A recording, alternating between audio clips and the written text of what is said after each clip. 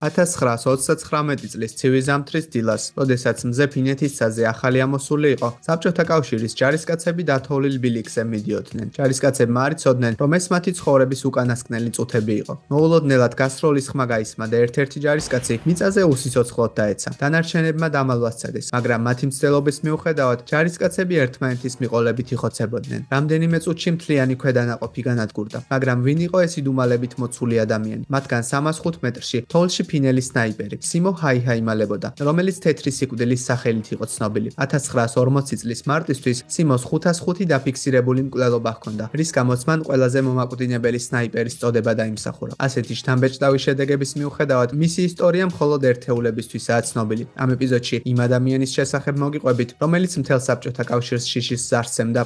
1905 წელს რაუტიარვეში, ფინეთის სამხრეთ-აღმოსავლეთ ნაწილში, ფერმერების ოჯახში დაბადებული სიმო 8-დან მე-7 შვილი იყო. ფერმაში მუშაობის გარდა, მას სროლადად ხილამურებით სრიალი მოსწონდა. სიმო ხშირად მელიებზე ნადირობდა, მაგრამ მცირე ზომისა და სისწრაფის გამო მათზე ნადირობა რთულ საქმედ ეჩვენებოდა. მცირე დროის შემდეგ, ახალგაზრდა ფინელისთვის სროლა უბრალო გართობაზე მეტი გახდა. ის ხშირად მონაწილეობდა ტურნირებში და თითქმის ყოველთვის იმარჯვებდა. სიმო იმდენად წარმატებული გახდა, რომ მისი სახლი სავსე იყო უამრავი ჯილდოთი. მისი ნიშნავი უნარების წყალობით გასაკვირია რა, რომ 1922 წელს 17 წლის ასაკში მან ფინეთის გვარდიაში ნებაყოფლობითი სამსახურის გადაწყვეტილება მიიღო. ეს მილიტარისტული ორგანიზაცია მისი წევრების სამხედრო მომზადებას უზრუნველყოფდა. სამხედრო სამსახურმა მას ფერმისგან შორს ცხოვრების შესაძლებლობა მისცა. 2 წლის შემდეგ, 19 წლის ასაკში, სიმომ, რომლის სიმაღლეც 1 მეტრი და 60 სანტიმეტრი იყო, 15-თვიანი სავალდებულო სამხედრო სამსახური ველოსიპედისტთა ბატალიონში დაიწყო. მე-20 საუკუნის დასაწყისში ველოსიპედისტთა დანაყოფები საბრძოლო ველზე მნიშვნელოვან ფუნქციას ასრულებდნენ. სავალდებულო სამსახურის დასრულების შემდეგ სიმოს კაპრალის წოდება მიენიჭა. ერთი შეხედვით ჩანდა, რომ მისი როგორც სნაიპერის კარიერა ახლა იწყებოდა, მაგრამ სიმომ მოულოდნელად სახლში დაბრუნების გადაწყვეტილება მიიღო და მალევე ფერმის საქმეებსაც დაუბრუნდა. 20-იან წლებში ფინეთის სამოქალაქო გვარდიის შეიარაღება მოსინ M28 ტიპის შაშხანით განახლდა, რომელმაც საბჭოთა კავშირის მიერ წარმოებული M91 ჩაანაცვლა. ეს ხელით გადასატენი შაშხანა წინა ვარიანტთან შედარებით ბევრად ეფექტური იყო. გაუმჯობესებული სამიზნე ჰქონდა და რაც ყველაზე მთავარია, ფინელ ჯარისკაცებს მათი ყიდვა თავისუფლად შეეძლოთ. ალბათ სიმო მის საყიდლად რიგში პირველი იდგა. როგორც მოსალოდნელი იყო, სიმო იარაღის უკეთ გაცნობა გადაწყვიტა და მალევე მან ეს შაშხანა სრულყოფილად აითვისა. მაიორი ტაპიო საარელაინენის განცხადებით, ერთ დღეს, როდესაც სიმო სროლაში ვარჯიშობდა, მან 152 მეტრის დისტანციიდან 1 წუთის განმავლობაში სამიზნეს ცენტრში 16 ჯერ მოარტყა. გარდა ამისა, მისი შაშხანის მჭიდში 5 ტყვია ჩადიოდა. გამოდის, რომ მან 1 წუთის განმავლობაში ჭიდი 4 ჯერ შეცვალა. მიუხედავად ამისა, ის ყოველ ზუსტ გასროლას 3.75 წამში ახორციელებდა. მალევე მას საკუთარი უნარების გამოყენების შესაძლებლობა მიეცა. მე-20 საუკუნის 30-იან წლებში ევროპაში სიტუაცია დღითიდღე დღეიძაბებოდა. განსაკუთრებულად რთული ვითარება ფინეთს ჰქონდა. საქმე იმაშია, რომ ჯერ კიდევ 1809 წელს ფინეთი შვედეთის იმპერიის შემადგენლობაში შედიოდა, მაგრამ ისინი რუსეთის იმპერიის წინააღმდეგ გამართულ ომში დამარცხდნენ. ამიტომაც შვედეთს ფინეთის დათმობა მოუწია. მოგვიანებით 1917 წელს რუსეთის იმპერია დაიშალა, რის შემდეგაც ფინეთმა დროი ხელთა და საკუთარი დამოუკიდებლობა გამოაცხადა, მაგრამ ფინელების დამოუკიდებლობა დიდხანს არ გაგრძელებულა. 30-იან წლებში საბჭოთა კავშირის ლიდერმა იოსებ სტალინმა ტერიტორიული ექსპანსიის პოლიტიკა დაიწყო. სტალინს ეშინოდა, რომ გერმანია ფინეთში სამხედრო ქვედანაყოფებს განათავსებდა, რათა მოგვიანებით საბჭოთა კავშირს თავს დასხმოდა. ამიტომაც მან ფინეთის საზღვრის გადაწევა 32 კილომეტრით გადაწყვიტა, რათა ამ ტერიტორიაზე სპეციალური ზონა შექმნილიყო, რაც საბჭოთა კავშირს გერმანიისგან დაიცავდა. მიუხედავად იმისა, რომ ფინეთის მოსახლეობის რაოდენობა საბჭოთა კავშირის მოსახლეობის მხოლოდ 2% შეადგენდა, მათ ამ წინადადებაზე უარი განაცხადეს, მაგრამ სტალინს მათი აზრი არ აინტერესებდა. უარის მიღების შემდეგ საბჭოთა კავშირის არმიამ ფინეთის აღმოსავლეთ საზღვარი გადაკვეთა. 1929 წლის 30 ნოემბერს სამთრის ომი ოფიციალურად დაიწყო. სტალინი იმედოვნებდა, რომ წლის ბოლომდე ფინეთის სრულ ოკუპაციას მოახდენდა. საბჭოთა ხელმძღვანელობა იმდენად იყო დარწმუნებული საკუთარ წარმატებაში, რომ მათ ჯარისკაცებთან ერთად სამხედრო ორკესტრიც გაგზავნეს, რათა არმიას ჰელსინკში გამარჯვება ხმაურიან დაღენიშნა. საბოლოოდ ფინეთში 21 საბჭოთა დივიზია გაიგზავნა, რომელთა საერთო რაოდენობა 450,000 ქვეითი ჯარისკაცი, 6,000 ტანკი და 3,000-ზე მეტი თვითმფრინავი იყო. ამ დროს ფინეთის არმია 300,000 ჯარისკაცის, 32 ტანკისა და 100 თვითმფრინავისგან შედგებოდა. რა თქმა უნდა, ძალები არათანაბარი იყო, მაგრამ მიუხედავად იმისა, რომ საბჭოთა ჯარისკაცებს მრავალი ცივი ზამთარი გადაეტანათ, მათ წარმოდგენაც კი არ ჰქონდათ იმის შესახებ, თუ რამდენად მკაცრი კლიმატი იყო ფინეთში. იმ წელს ტემპერატურა -43 გრადუსამდე დაეცა, რისთვისაც წითელი არმიის ჯარისკაცები მოუმზადებლები აღმოჩნდნენ. სიტუაციას ისიც ართულებდა, რომ საბჭოთა არმიის სამხედრო ფორმა არასაკმარისად თბილი იყო, რაც დაჭრილების მდგომარეობას ბევრად ამძიმებდა. რადგანაც დათოვლილი და არათანაბარი რელიეფის გამო ექიმები დაჭრილებს სწრაფ დახმარებას ვერ უწევდნენ. ამიტომაც ჯარისკაცთა დასუსტებული სხეულები ტემპერატურას ვერ ინარჩუნებდნენ და ამის გამო მალევე იხოცებოდნენ. მაგრამ ფინეთის ცივ კლიმატს დისკომფორტი მხოლოდ ჯარისკაცებისთვის არ მოჰქონდა. სამხედრო შეიარაღება თოვლში ცუდად მუშაობდა, რადგანაც ისინი ასეთი მკაცრი პირობებისთვის გათვლილი არ იყო. იარაღები იჭედებოდა და მათთან ერთად მანქანების ძრავები მწყობრიდან გამოდიოდა. ყველაზე უარესი კი ის იყო, რომ ჯარისკაცების სიცოცხლე გამოუცდელი მეთაურების ხელში აღმოჩნდა. საქმე იმაშია, რომ 30-იანი წლების დასასრულს პარანოიდ შეპყრობილმა სტალინმა ათასობით სამხედრო ექსპერტი ციხეში ჩასვა, რომელთა უმეტესობაც მალევე დახვრიტეს. დიდი ტერორის სახელით ცნობილი პერიოდის შემდეგ სტალინის პარანოია დროებით შესუსტდა, მაგრამ მისი შედეგები კატასტროფული აღმოჩნდა. გამოუცდელი გენერლებით დაკომპლექტებული წითელი არმია საკმაოდ ცუდად ორგანიზებული იყო. მისი მოწინააღმდეგისგან განსხვავებით, ფინეთის არმია ზამთრის ომს უკეთესად მომზადებული შეხვდა. პირველ რიგში ისინი აღმოსავლეთ ფინეთის ტერიტორიას იდეალურად იცნობდნენ. ჯარისკაცთა უმეტესობა დათოვლილ გორაკებზე თხილამურებით გადაადგილდებოდა, რაც მათ წითელი არმიის გრძელ და ნელ კოლონებზე ეფექტური თავდასხმის საშუალებას აძლევდა. გარდა ამისა, საბჭოთა არმიისგან განსხვავებით, ფინელი ჯარისკაცების სამხედრო ფორმა საკმაოდ თბილი იყო, თანაც მათი თეთრი ფერი გარემოს სრულიად შეესაბამებოდა. ამ დროს წითელი არმიის ჯარისკაცებს მწვანე ფერის ფორმა ეცვათ, რაც მათ გადათეთრებულ მინდვრებზე იდეალურ სამიზნეებად აქცევდა. მაგრამ არსებობდა კიდევ ერთი ძალა, რომელიც ფინელებს ამ ომში ეხმარებოდა და რომლის შესახებაც სტალინმა არაფერი იცოდა. რა თქმა უნდა, ეს ძალა ფინელი სნაიპერი იყო. სროლელი იმ დროს კარელიაში, ფინეთის სამხრეთ-აღმოსავლეთ რეგიონში იმყოფებოდა. M-22 ტიპის შაშხანით შეიარაღებული სნაიპერი მდინარე კალაას დათოვლილ გორაკზე ჩასაფრებულიყო. რამდენიმე საათის შემდეგ ტყიდან საბჭოთა ჯარისკაცები გამოვიდნენ. სიმო ასეთ მდგომარეობაში ბევრჯერ აღმოჩენილა, მაგრამ როგორც წესი იმ დროს მის წინ მელია, ან უბრალოდ სამიზნე იყო განთავსებული. მან ღრმად ჩაისუნთქა. ჯარისკაც დაუმიზნა და გაისროლა. ტყვიამ 305 მეტრი გაიარა და საბჭოთა ჯარისკაცი მიწაზე უსიცოცხლოდ დაეცა. მიუხედავად იმისა, რომ მტრის განადგურება მნიშვნელოვანი იყო, სიმოს ადამიანების მოკვლა არასდროს მოსწონდა. ისი თქმით, ის ყოველთვის ბრძანებას ასრულებდა. ზამთრის ომის განმავლობაში ფინელი სნაიპერი თითქმის ყოველ დღე საბჭოთა ჯარისკაცების ლიკვიდირებას 100 მეტრის დისტანციიდან ახდენდა. ომის დასრულებისას მის ანგარიშზე 500-ზე მეტი დადასტურებული მკვლელობა იყო. დახოცილთა ზუსტი რაოდენობა უცნობია, მაგრამ წყაროთა უმეტესობაში მათი რიცხვი 505-დან 542 ადამიანამდე მერყეობს. თანაც ეს ყველაფერი სიმო 98 დღეში მოახერხა. ანუ დაახლოებით საშუალოდ დღის განმავლობაში ის 5 ადამიანს კლავდა. ყველაფერთან ერთად ფინელი სნაიპერი მოწინააღმდეგეს საკმაოდ შორი დისტანციიდან ესროდა. როგორც წესი, მოწინააღმდეგე მისგან 305 მეტრში იმყოფებოდა, მაგრამ ხანდახან მისი ტყვია მიზანს 457 მეტრშიც კი აღწევდა. შედარებისთვის, ეს დისტანცია ერთად აღებული 4 ამერიკული ფეხბურთის სტადიონის ტოლია. ალბათ დაგაინტერესებთ ისიც, თუ როგორ გახდა ერთი ჩვეულებრივი ფერმერი ყველაზე სახიფათო სნაიპერი. შეიძლება იფიქროთ, რომ მის შაშხანაზე ძლიერი ოპტიკური სამიზნე იყო დამაგრებული. ან იქნებ საერთოდაც მას გამადიდებელი შუშა, ან ინფრაწითელი მოწყობილობა ჰქონდა, მაგრამ რეალურად სიმო ოპტიკურ სამიზნეს საერთოდ არ იყენებდა. მისი ეს გადაწყვეტილება დაკავშირებულია იმ ფაქტთან, რომ სნაიპერის სამიზნეს სინათლის სხივის არეკულა შეუძლია, რის გამოც სხვა სნაიპერი მის პოზიციას მარტივად დაადგენდა. ამიტომაც ფინელი მხოლოდ რკინის სამიზნეს იყენებდა. საინტერესოა ის ფაქტიც, რომ სიმო სწორედ იმ შაშხანას იყენებდა, რომელიც მან წლების წინ შეიძინა. იმის ნაცვლად, რომ ომის დროს ახალ შაშხანაზე გადასულიყო, ის M-22 ერთგული დარჩა. ყველაფერთან ერთად შაშხანა ფინეთში იყო წარმოებული, ამიტომაც მისი კონდახი არქტიკული არყის ხისგან დაემზადებინათ, რაც მას ცივი კლიმატის პირობებში დეფორმაციისგან იცავდა. იმ დროს, როდესაც საბჭოთა შეიარაღება ძლიერ სიცივეს ვერ უმკლავდებოდა, ჯარისკაცებისთვის იარაღის გამძლეობა ყველაზე მნიშვნელოვანი იყო. ფინელმა სნაიპერმა მოლოდინის, სუნთქვის კონტროლისა და მიზნამდე არსებული დისტანციის შეფასების უნარი ომის დაწყებამდე დიდი ხნით ადრე ცხოველებზე ნადირობისას შეიძინა. მისი განსაკუთრებული უნარებისა და M-22 სრულყოფილა დათვისების გარდა, ფინელი სნაიპერის წარმატება ყოველი სროლის წინ საფუძვლიანი მომზადებითაც იყო განპირობებული. ღამითაც კი ძლიერი ყინვების დროს ფინეთის ტყეებში სიმო დასვენებაზე უარს ამბობდა. როდესაც ხვებს ეძინათ, ის საუკეთესო პოზიციის შერჩევით იყო დაკავებული. ხოლო დილის დადგომასთან ერთად იდეალურ ადგილას ჩასაფრებულ სნაიპერს საბჭოთა ჯარისკაცები ვერ ამჩნევდნენ. მას ერთ ადგილას უძრავად ყოფნა მრავალი საათის განმავლობაში შეეძლო. გარდა ამისა, სნაიპერს უკეთ სროლისთვის სპეციალური ტექნიკებიც კი ჰქონდა შემუშავებული. ხშირად ფინელი მის წინ დადებულ თოვლს წყალს ასხამდა. სიცივის გამო წყალი მალევე იყინებოდა, ასე რომ როდესაც სიმო ისროდა, გასროლის შემდეგ თოვლი ჰაერში აღარ იფანტებოდა. ამიტომაც მისი ადგილსამყოფელი კვლავ ფარულად რჩებოდა. გარდა ამისა, სიმო თოვლს ხშირად ჭამდა, რათა საბჭოთა კავშირის ჯარისკაცებს სუნთქვის დროს გამოყოფილი ორთქლი არ შეემჩნიათ. რაც შეეხება ნამდვილ საკვებს, სნაიპერი მხოლოდ შაქრის ნატეხებს და პურს მიირთმევდა, რადგანაც ამ საკვებს მომზადება არ სჭირდებოდა. გასაკვირი არაა, რომ სიმოს წარმოუდგენელი სიზუსტის ამბავმა სახელი მას მთელი ქვეყნის მასშტაბით გაუთქვა. ფინურმა გაზეთებმა მას თეთრი სიკვდილი შეარქვეს. ის გახდა გმირი, რომელიც ფინეთს საბჭოთა კავშირის წინააღმდეგ ბრძოლაში ეხმარებოდა. თეთრი სიკვდილის კულტი იმდენად გავრცელდა, რომ საბჭოთა კავშირის ჯარისკაცებიც კი სნაიპერს ამავე სახელით მოიხსენიებდნენ. მაგრამ სიმო ერთადერთი წარმატებული სნაიპერი არ ყოფილა. ჯერ კიდევ მაშინ, როდესაც ფინელი პატარა იყო, კანადელი სნაიპერი ფრენსის პეგაჰმაჰაბოუ საკუთარ ქვეყანას პირველ მსოფლიო ომში ეხმარებოდა. ახალგაზრდობაში კანადელი ნადირობით იყო გატაცებული, რის გამოც მან სროლის უნარები საკმაოდ დახვეწა. სამწლიანი სამხედრო სამსახურის განმავლობაში ფრენსისმა დაახლოებით 378 გერმანელი ჯარისკაცი მოკლა, რის გამოც მან პირველი მსოფლიო ომის ყველაზე მომაკვდინებელი სნაიპერის წოდებაც კი მიიღო. 20 წლის შემდეგ ასპარესზე კიდევ ერთი შთამბეჭდავი სნაიპერი გამოჩნდა. ფიოდორ ოხლოპკოვი საბჭოთა კავშირის ჯარისკაცი იყო, რომელიც წითელ არმიაში მეორე მსოფლიო ომის დროს საკუთარ ძმასთან ერთად მსახურობდა. ერთ-ერთი ბრძოლისას მისი ძმა დაიღუპა და გაბრაზებულმა ფიოდორმა შურისძიება გადაწყვიტა. 1944 წლებში მან 429 ადამიანის სიცოცხლე იმსხვერპლა, მაგრამ მიუხედავად ამ სნაიპერების შთამბეჭდავი შედეგებისა, სიმო მათზე ბევრად წინ იდგა. მინიმუმ 505 დადასტურებული შემთხვევით მას ფრენსისზე 127-ით, ხოლო ოხლოპკოვზე 76-ით მეტი მკვლელობა ჰქონდა. თანაც სხვა სნაიპერებისგან განსხვავებით, მან ეს რეკორდი არა მრავალი წლის განმავლობაში, არამედ 98 დღეში დაამყარა. მოდით ახლა კვლავ ზამთრის ომს დაუბრუნდეთ. ფინეთის მხარეს მებრძოლი შთამბეჭდავი სნაიპერის მიუხედავად სტალინი დანებებას არ აპირებდა. როდესაც თეთრი სიკვდილის ლეგენდა საბჭოთა კავშირის ტერიტორიაზე გავრცელდა, ხელმძღვანელობამ მის გასანეიტრალებლად საუკეთესო სნაიპერები გაგზავნა, მაგრამ სიმომ ისინი ერთმანეთის მიყოლებით დახოცა. ამის შემდეგ იმ რეგიონის მასიური დაბომბვა დაიწყო, სადაც ფინელი სნაიპერი მოქმედებდა, მაგრამ ეს გადაწყვეტილებაც არაეფექტური აღმოჩნდა. მრავალი წარუმატებელი მცდელობის შემდეგ წითელი არმიის ჯარისკაცებმა სასურველ შედეგს მაინც მიაღწიეს. 1940 წლის 6 მარტს ულის მასტყის მიდამოებში ჩასაფრებულ სნაიპერს ფეთქებადი ტყვია სახეში მოხვდა. ბისვალი დაუმსხვრია და ლოყიდან გამოვიდა. ბრძოლის შემდეგ ფინელმა ჯარისკაცებმა მისი უსიცოცხლო სხეული სხვა გვამებთან ერთად დასამარხად გაამზადეს, მაგრამ მათ დამარხვამდე რამდენიმე წუთით ადრე ერთ-ერთმა ჯარისკაცმა სიმოს მოძრაობა შენიშნა. სნაიპერი სასწაულებრივად გადარჩა, მაგრამ როგორც ჯარისკაცები ამბობდნენ, მას ნახევარი სახე აღარ ჰქონდა. სამხედრო ჰოსპიტალში გადაყვანის შემდეგ სიმო 7 დღიან კომაში ჩავარდა. ამ დროს ფინეთი საბჭოთა კავშირთან გამართულ ომში დამარცხდა. ომი ზუსტად იმ დღეს დასრულდა, როდესაც სნაიპერი გონს მოეგო. ქვეყნებს შორის შეთანხმების დადების შემდეგ ფინეთმა საკუთარი ტერიტორიის 11% დათმო, მაგრამ მისი მოწინააღმდეგის სიძლიერის გათვალისწინებით ფინელები თავს ზამთრის ომში გამარჯვებულებად მიიჩნევდნენ. მოგვიანებით ნიკიტა ხრუშოვმა ცეკას პირველმა მდივანმა აღიარა, რომ მათი გამარჯვება დამარცხებას უფრო ჰგავდა. ზამთრის ომის მძიმე შედეგები განსაკუთრებით დაღუპულთა რაოდენობაში აისახებოდა. ამ ომში საბჭოთა კავშირის არმიამ 125,000 ჯარისკაცი დაკარგა.